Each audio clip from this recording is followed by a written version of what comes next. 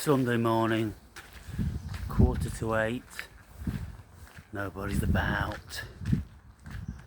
I was up at 6 as usual, read for an hour, fed my family and spent some time with them. This book I was reading, I've read it before. It's something about man and his strive for excellence. And it's saying that everybody has potential to better themselves. No matter what genetic endowment we have, no matter what our nature and nurturing, if we set our minds to it, then we can achieve lots of things. And this author is a very kind of obscure author, and he died in 1911, and so he's old school. And he was saying that, and it's curious actually, because the First World War hadn't happened, the Second World War of course hadn't happened, not even sure whether the Crimean War had happened, but if the Crimean War did happen, then I don't know how much about it he knew, but he reckoned that when the shit hits the fan, people can do incredible things. And it's comfort that destroys most people's ambitions. Comfort and complacency. And, well, we can see the retrograde of humanity due to that. Due to people just being so comfortable that they don't feel as if they need to bother to strive for excellence. They've got everything on a plate, and we can see that that's not good. We know that when wars come about, there is a great deal of innovation which comes out of war. Not only innovation, but many great things. The human being is at its best. We are at our kindest, our most helpful. We bind together, and we become the closest semblance of the best possible version of ourselves when we're under pressure. We're fighting for a cause, and maybe whether we have an enemy or whether there is just something we need to overcome,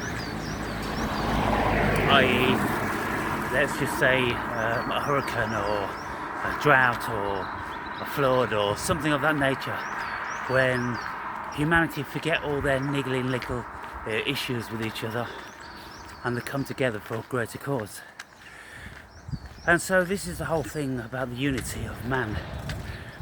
We can enter into that unity when the shit hits the fan, but when the shit is no longer hitting the fan, then we slump back into our more comfortable and default state, which is apathy, lethargy, separation, disinterest in other people's lives, issues, sufferings and things like that. So it's an interesting book, and I figured that I might read the odd page, because it's got very, very small chapters, 1.5 pages long, and it's poignant, you know. And in this book it says that albeit many people don't rise up to be the best possible version of themselves, and yet the world is still perfect. The cosmos is still perfect. Being so genius, got something in the sandal. Being so genius, it couldn't be anything else but perfect.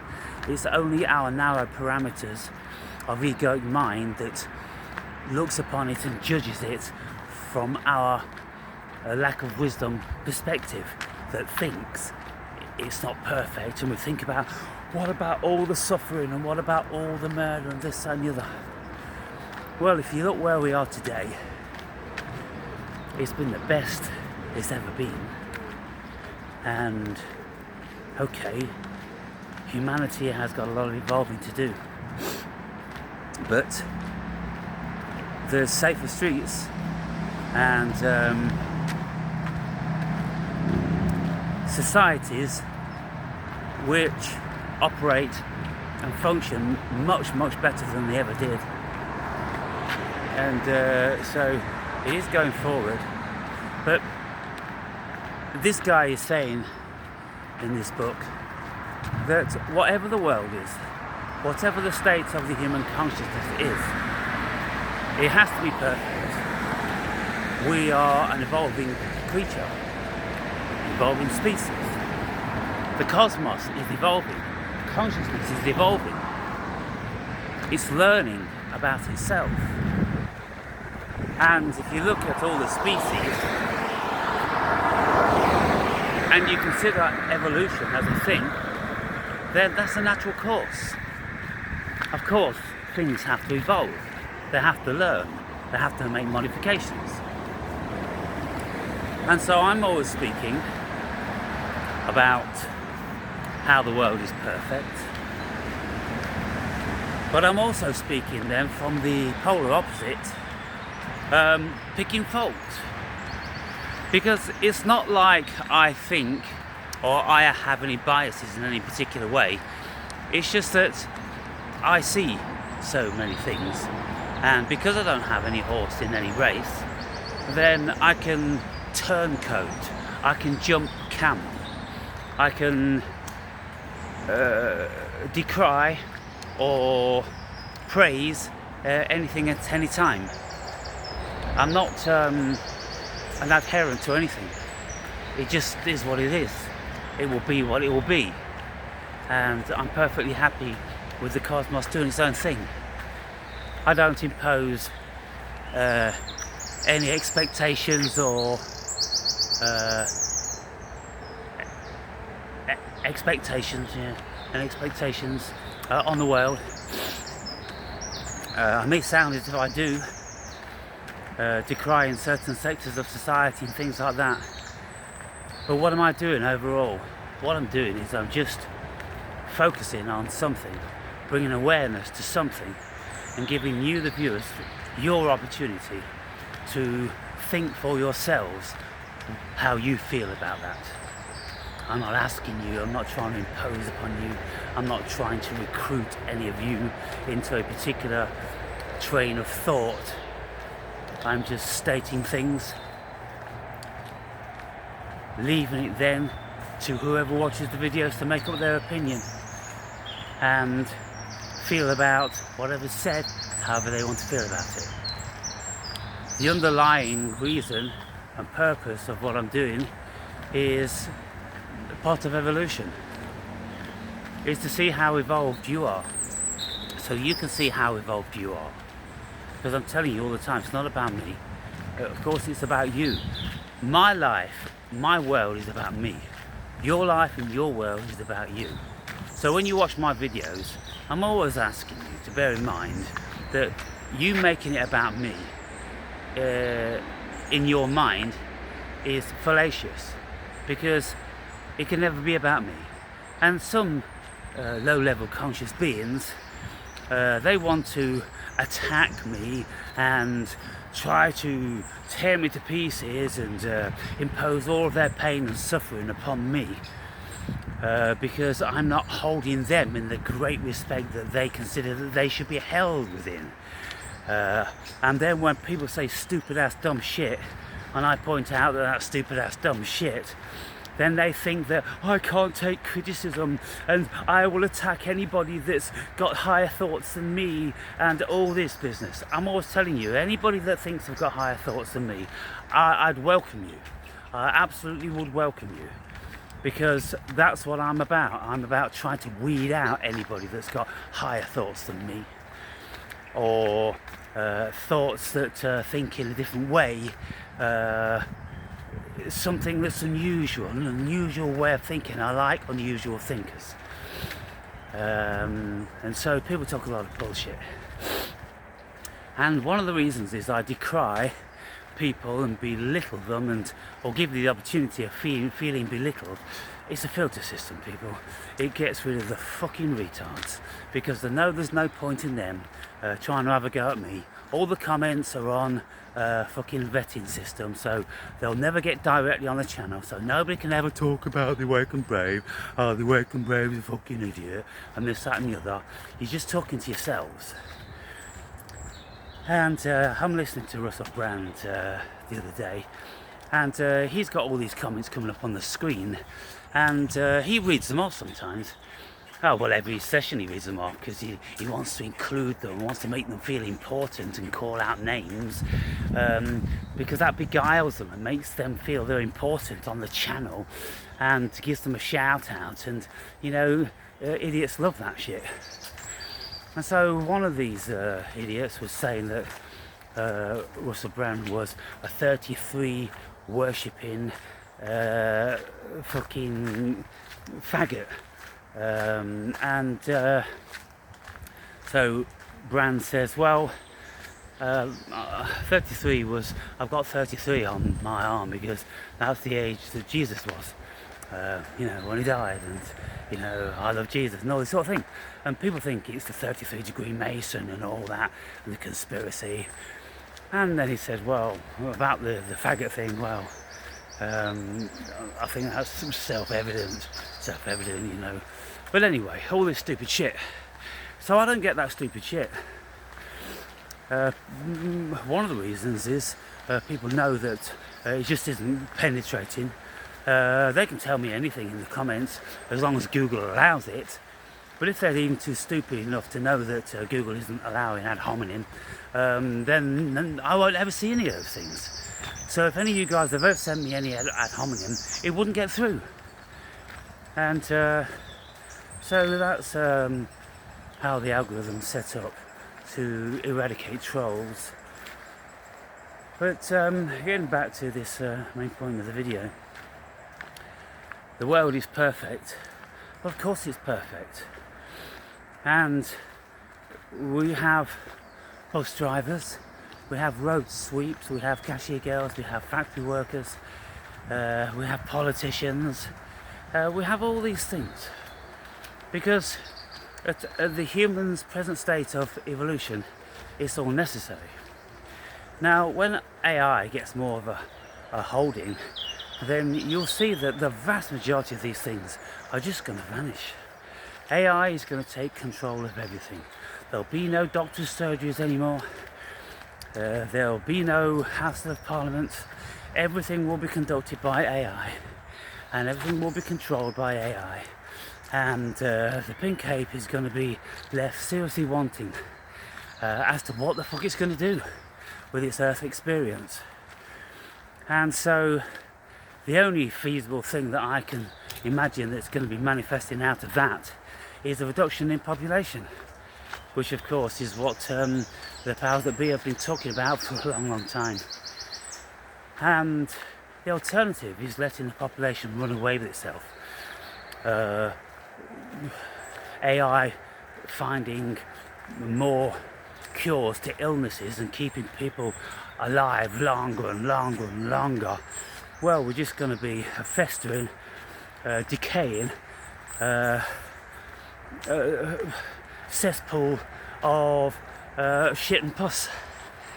At the end of the day, we have to allow nature at its rudimentary level to run its course.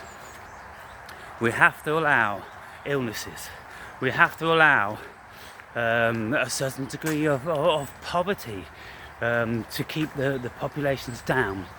The aged, just allowing them to just keep going on and on and on, and every day the fuckers just keep waking up. The fuckers just keep waking up and using resources. And so it's kind of like the governments know this, of course. It's ridiculous on so many levels, because the governments endeavour I've got to get a different hat. I can't fucking fit a hat on with my dress anymore.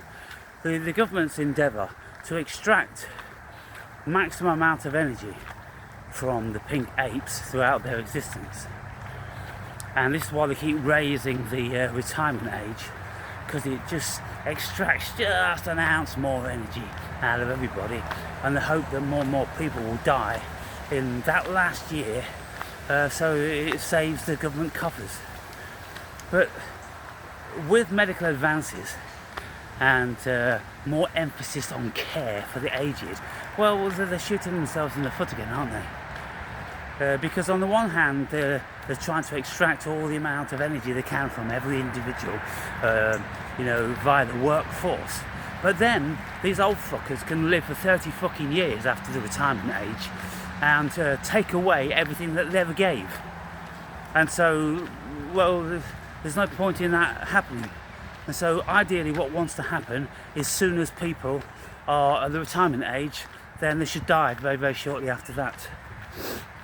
Because all they're doing again is they're eating themselves. And if we look at the human being, the human race being one thing, then it's eating itself. It's feeding on itself. And that's all these useless eaters do. Feed on themselves. Feed on humanity. En masse. And it's a deficit. It destroys a great deal of the good work that the species is doing, and it's holding back the species from going forward due to the amount of resources it needs to deploy. Human resource, with the amount of labour, medical professionals, and all that different sorts of stuff, care homes, and oh my goodness, it's preposterous. But I'm pretty sure AI will get that sorted out. If AI can't get maximum output out of the pink ape, then very quickly it'll introduce something that will sort that fucker out. And if you listen to AI conversations, then you can hear all the top people, they're saying this. They're saying, look, AI is a rational, logical application of intelligence, logic and reasoning. And he's very, very quickly going to see that what the human being's doing isn't logical or rational or reasonable. And so it's going to be countering all of the deficits that we have. And some people may think that compassion is a pro for the human race. Personally, I don't. I don't believe in compassion. I think it's a misnomer. I don't think it actually really exists. Neither does love. It's just a deep-rooted chemical reaction to the human being. And we can see that this is so because when a woman has a baby, then that baby becomes the centre of her world. And when we know that the human being is entirely selfish in any other realm except that realm, and I can't think of any others, that realm, the female gets absolutely overridden. Her egoic propensities and desires and selfishness get completely overridden, and the devotion is for the child.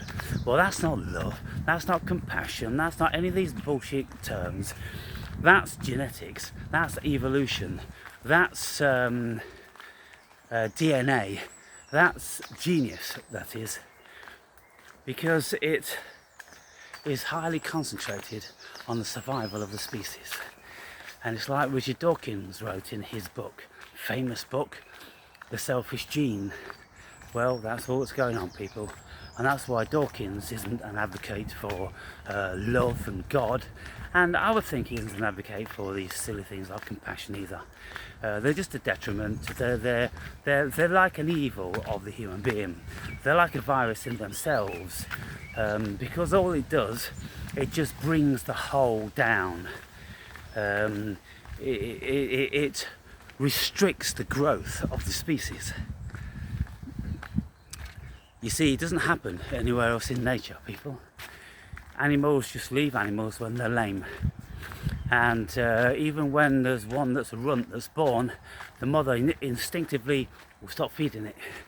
There's no point in putting all her resources into a lame animal which is gonna be vulnerable for the rest of the pack.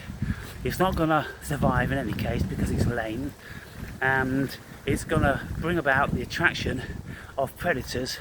And if the rest of the pack or the herd or whatever it is want to protect through compassion this mutation at their own peril, so they don't do it. It doesn't happen anywhere else in nature. It's only happening in the human being because we've got silly mutations of our cognitive processing ability, and we have this thing called guilt. And those who have this guilt, well, they act as if they're compassionate, but they're not. They say they're compassionate, but what are they doing? They're just selfish because they're trying to alleviate their own guilt. So when you look at things, people, you can see how preposterous everything is. Because if you didn't help somebody and you really, really cared for them, well, what's going to happen? You're going to feel guilty, aren't you? So again, that's kind of like an evolutionary thing. To protect the species, to maintain the group. The group. Let me see if I can find this word. It's kind of like ethics, but it's something else. Anyway, he wants to protect that facet of the integrity, to protect the integrity of the group, to keep it together, because in numbers, when people are useful, they have a better survival chance. But in numbers, when there's too many lame, then that doesn't work, does it? And so you can see that this compassion and this guilt thing are mutations of our species, because it's those that bring the species down from reaching dizzy heights. And if we didn't have those things, like Captain Spock doesn't have them, he would look upon the human being like a computer does, perfectly rationally, and go, well, that's just nature. We can't carry the dead around with us. There's a point where we just have to let them go. When they stop being able to fend for themselves, if they're at a point whereby they're not going to be any use due to their age, then you got to like cut your losses. But if there's a young one and you've got a broken leg or something like that, then there's energy there, there's use there, isn't there? There's utility. So you invest in that utility, and that's all it is. Again, it's selfish, isn't it? It's selfish because you want that person to get back together again because he's a good hunter when his arms are fixed and all his legs are fine. But old people, they're of no use, and so many considerations to be considered. So there you go, and you think about that.